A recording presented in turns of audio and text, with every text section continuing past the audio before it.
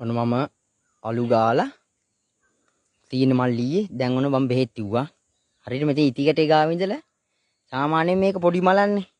මේක ඇවිල්ලා පොඩි මලක් මේ මල්ලිය.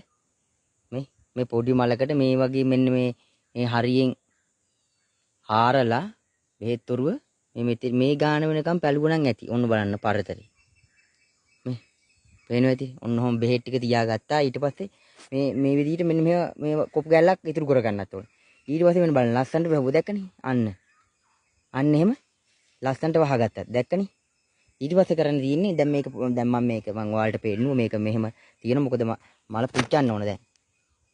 දැත්ත මේ පොල්කොළ මිටිය ගැහුව ගල්ලයිටේ පිච්චුවා. මේ ඊට පස්සේ කැරල්ලක් කපනවා. පුච්චලා කැරල්ල කපනවා මේ මලි. බලමුකෝ කැරල්ල කපුවම පස්සේ මල හරියද නැද්ද කියලා. මම දන්න උපරිම දන්න විදිය තමයි මම මේ මල හදලා තියෙන්නේ. ඊට වැඩිය මම ඇත්තටම මල් හදන්න දන්නේ නැහැ. බරු කියන්න ඕනේ නැහැ නේ ඉතින් ආයේ. තාතා මලකුත් තියෙන මල් දෙකක් කප කප ඉන්න තියෙන දැන් මේ ගහට වෙලා. දෙකක් තියෙනවා. එහෙනම් වලට ජය වේවා.